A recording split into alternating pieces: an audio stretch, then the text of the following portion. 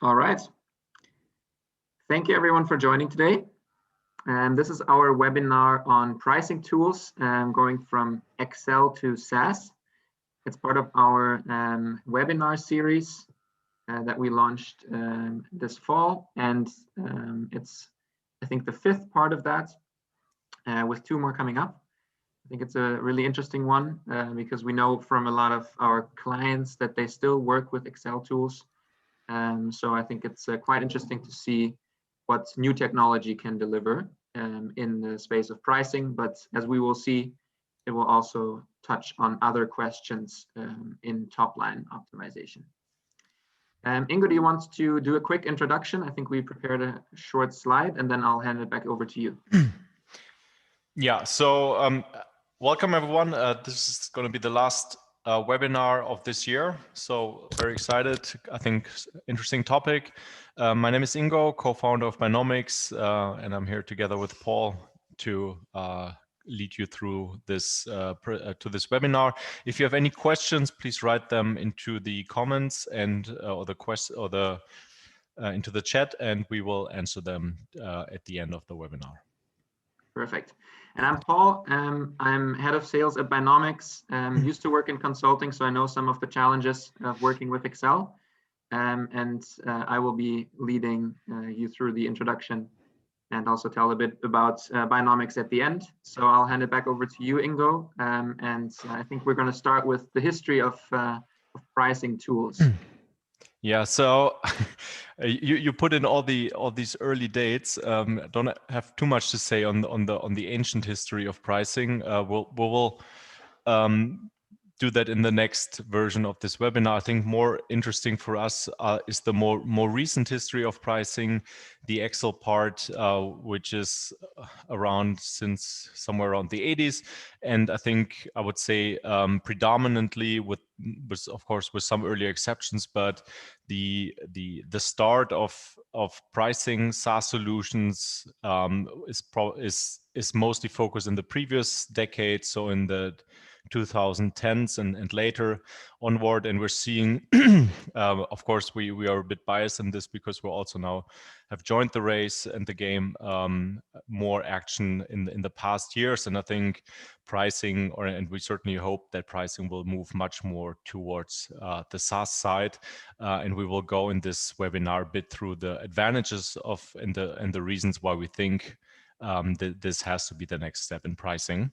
What we want to do here is go a bit through the advantages and disadvantages of working with Excel. As Paul said, he has worked in consultants in a consultancy.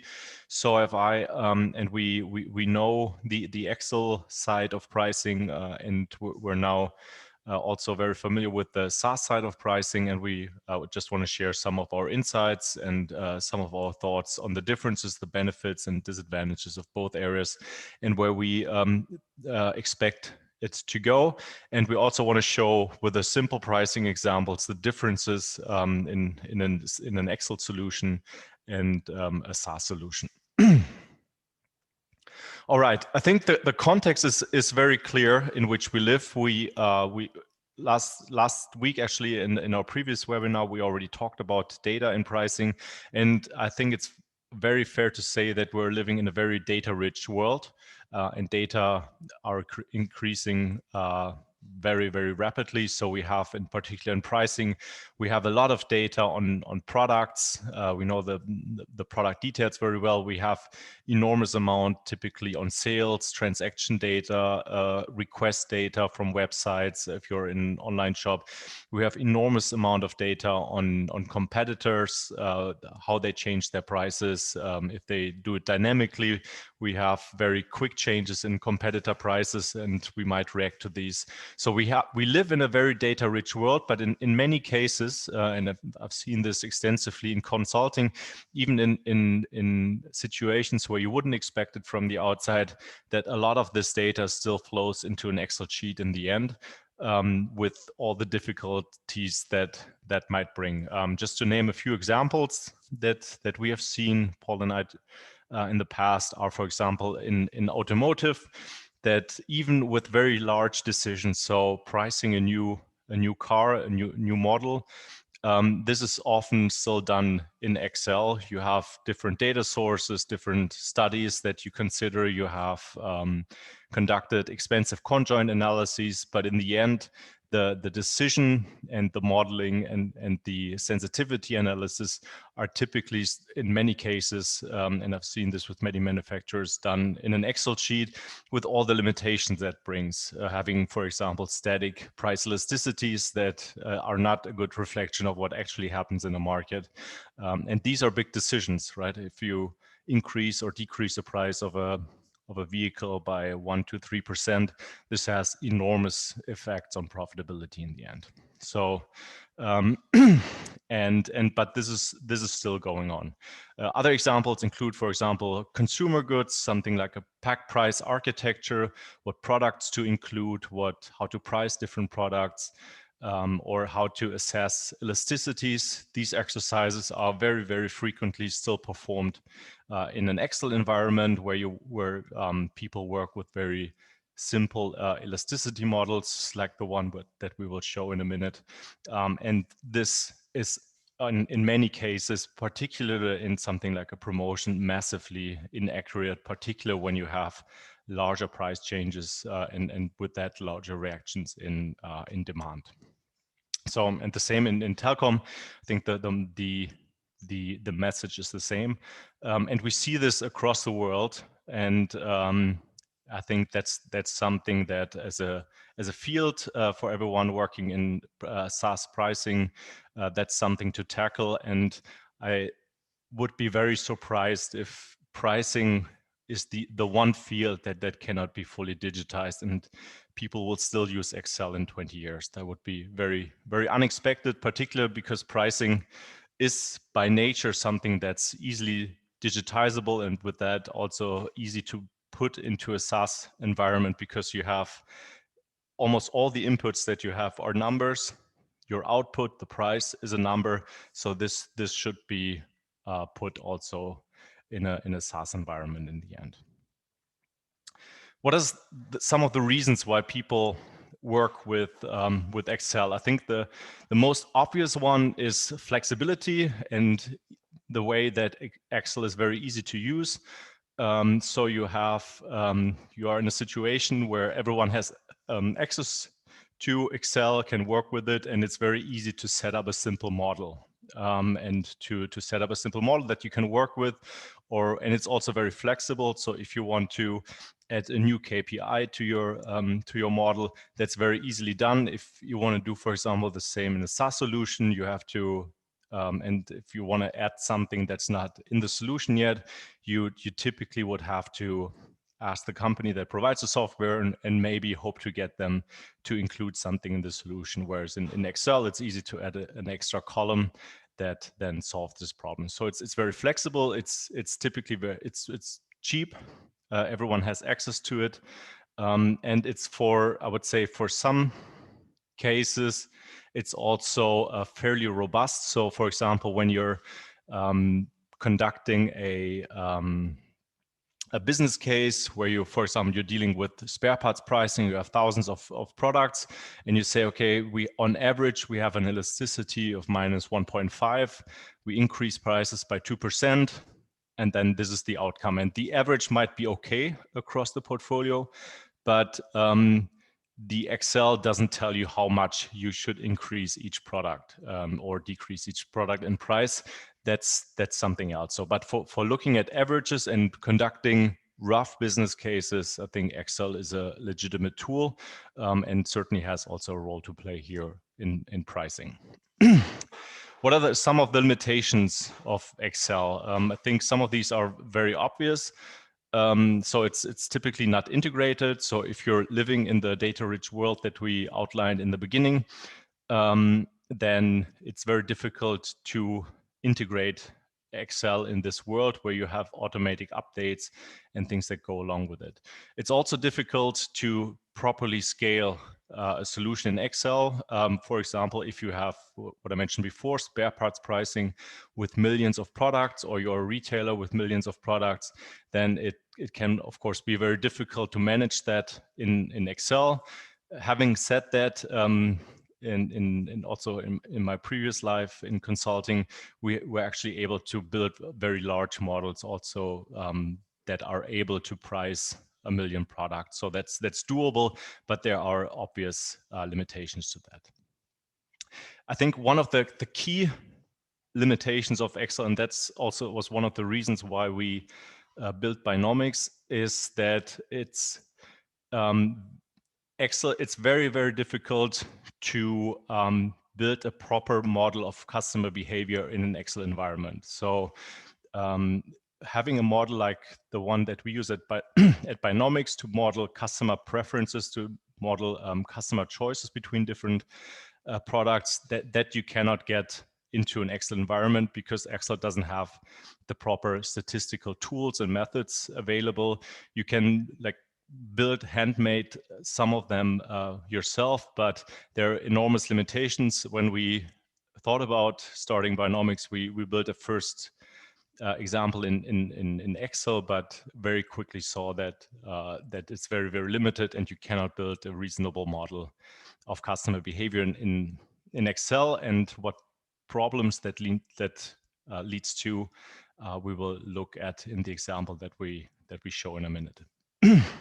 Also, I think Excel solutions have the problem that it's for them very difficult to learn from experience. So you have a model, and it maybe doesn't show a perfect fit to the data, and you want to update it with the new data, then that's something you always have to do manually. That's nothing that's easily automated in an Excel solution, which of course limits the applicability of your model. So you have enormous limitations, integration, scaling limitations, but I think the most relevant is that it's impossible, or very close to impossible, to properly model customer behavior in an Excel environment.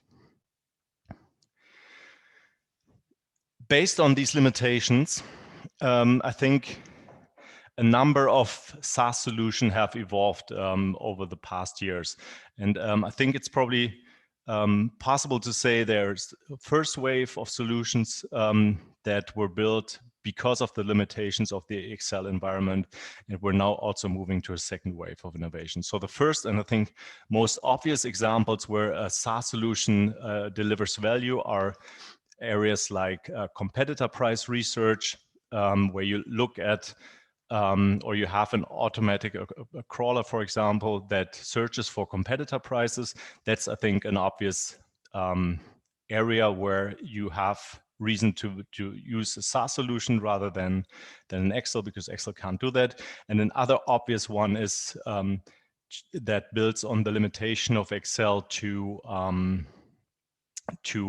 be properly scalable and used by different people. And these are areas where you have, like in an online retailer, a very, very large number of products that you work with, or you are in a B2B environment where you have a lot of customer-specific pricing and customer-specific offers that you want to manage. And these are applications where a SaaS solution has a clear advantage over an Excel environment. And I think would say that these are the first wave applications of a SaaS solution within the pricing field. I would say after that, I would call it the second wave, and this is also where we are focusing with Buynomics, are areas that build more on the lack of Excel to properly model customer behavior.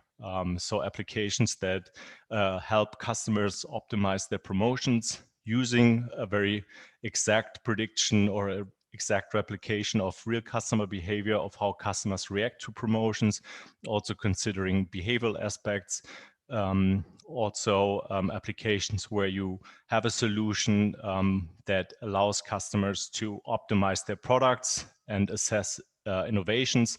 These are things that are more a second wave, things that build on the lack of Excel to properly model customer behavior. And these are the fields where we're aiming for with Buynomics.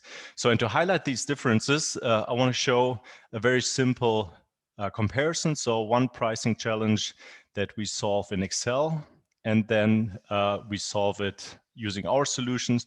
just to show you the difference. And I will quickly switch, if I can, to Excel.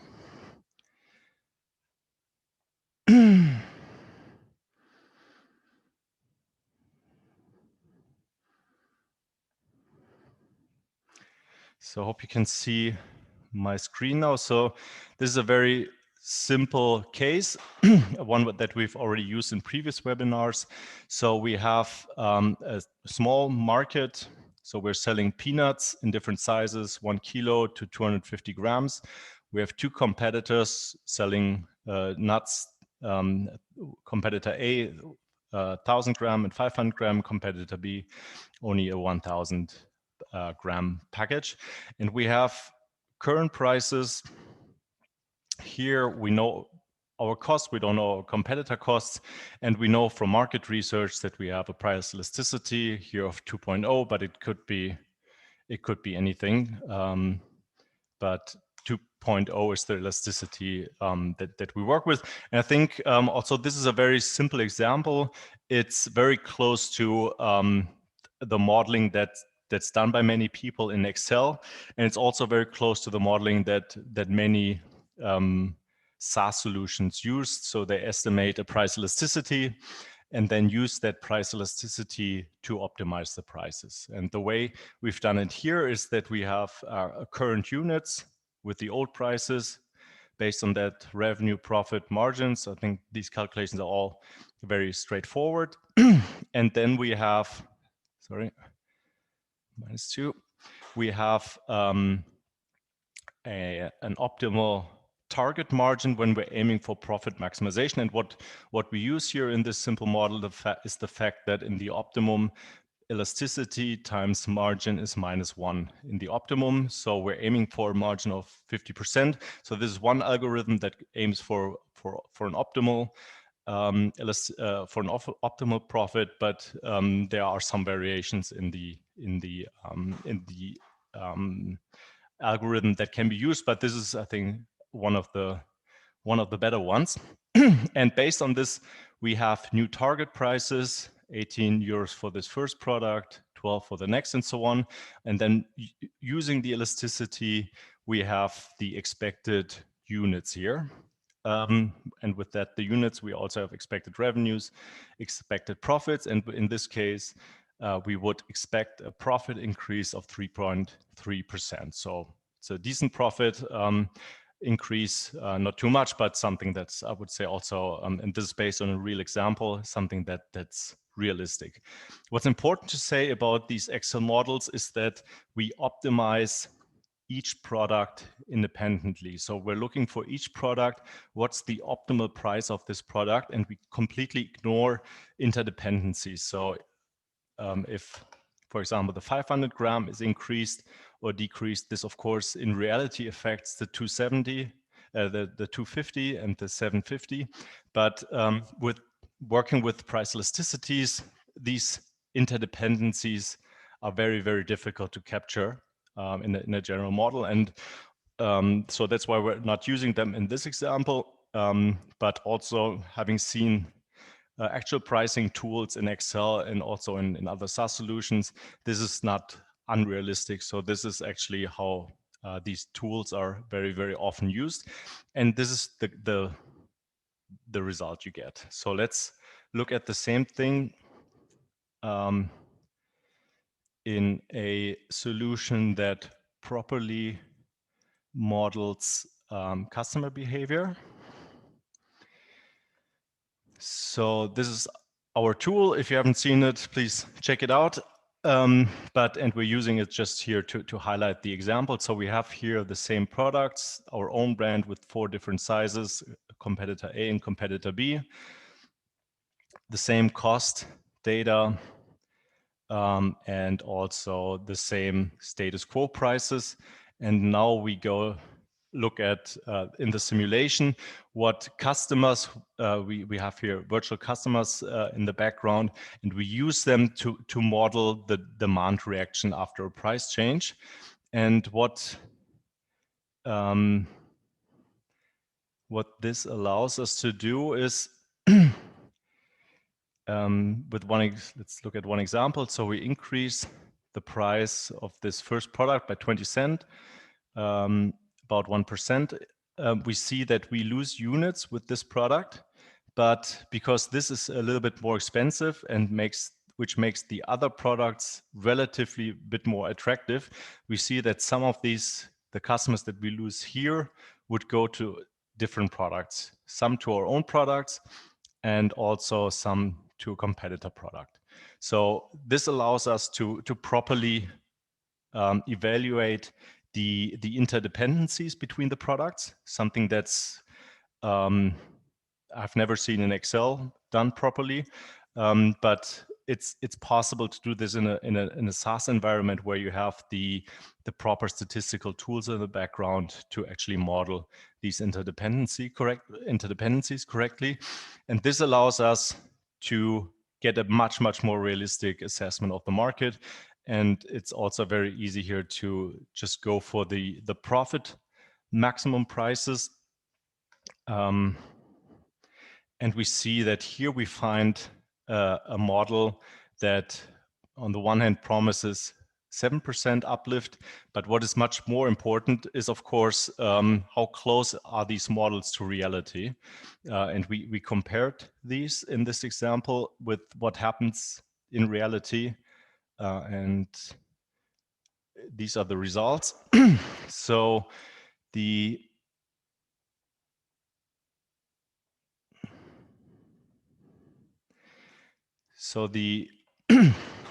we have first here the Excel optimization, where we see that we expected 13,948 units, but then in reality it was only 11,330. So the model that ignored the interdependencies between the products massively overestimated the units sold, and with that also overestimated the profit effect of the price change. Whereas the model in the SaaS model here with our solution was able to properly assess the effects of the price change, both on the number of units sold, and with that also the profitability that was produced. And I think this is something that's of course very crucial to these models, is that while these Excel models using price elasticity are very easy to conduct, I think the example I showed you can set up in like 15 minutes, but they can also, particularly if you have larger price changes, be very inaccurate. And I think from my experience working with many companies, this is also the reason why many people don't really trust these Excel models or other models that use elasticity, as in the example that we showed, -2, just as a simple number. So I think here is one of the major directions in which we expect pricing to go in the future, towards a SaaS solution based on a proper evaluation or proper modeling of customer behavior, which allows users to then also have proper predictions of the effects of a price change, as in this example, or the effects of a product change, if that's what you're interested. So I think this is one of the key advantages of a SaaS solution over Excel, that will drive the development and also the need for SaaS solutions in the future. Just as an example, why the model that we have is so much more accurate. And the key, I think, is what we do is that we model real customer behavior. So we have a proper behavioral model underneath that takes advantages of insights from behavioral economics and uses that to create what we call these virtual customers or virtual shoppers that are then used by the software to assess market outcomes. To summarize, some of the limitations and where we see the future, just to summarize many of these points you already mentioned. So it's in Excel, you cannot properly model the dependence within portfolios or with your competitors, change the price of one product. How does it affect the volumes of others? That's difficult to do in Excel. You cannot often compute the effects of product changes. We already spoke about static elasticities, which are very inaccurate in almost all cases. And it's very difficult in these Excel models to properly consider these behavioral aspects of customer choices. I think one of the key issues that when we started Buynomics, we saw in the very beginning, is that Excel, once you try to do real statistics with it, is very quickly running into limitations. So I wouldn't try to model real customer behavior in Excel. And as a result of that, as we saw in the example before, when a lot is at stake, so you're using the tool to optimize your profitability, then it's difficult to trust Excel, as you've seen in the example, how much of the profitability prediction was in that specific example. I think it's okay to use Excel for simple business cases or an average effect across a portfolio, but not for determining the actual prices to set in the market. Do you have any questions that you want to discuss? Perfect. Thank you, Ingo. To anyone listening, feel free to use the Q&A function in Zoom right now if you have any open questions. Otherwise, you can email them to us afterwards. Yeah, if you want to go to the next slide. Of course, this was only part of our webinar series. If you're interested in pricing organizations, so how should your teams, processes, and incentives be structured? That will be coming up in January after our well-deserved holiday break. And that will be, I think, a very interesting webinar for every pricing practitioner. And yeah, I think that's it for today. If you like this webinar, tell your friends and colleagues about it. Follow us on LinkedIn, where we'll be posting other content in the near future. A couple of white papers that we've been working on, some primary research as well. And yeah, we hope that we'll see you in the next webinar. Thank you very much. And looking forward to the next webinar. If you have any questions, please feel free to contact us afterwards. And I think we'll only have one more thing to say. Paul already said it. So have a good holiday. Wish you Merry Christmas. Good start in the new year, and hope to see you then again. Thank you very much. Thank you, everyone. Bye-bye.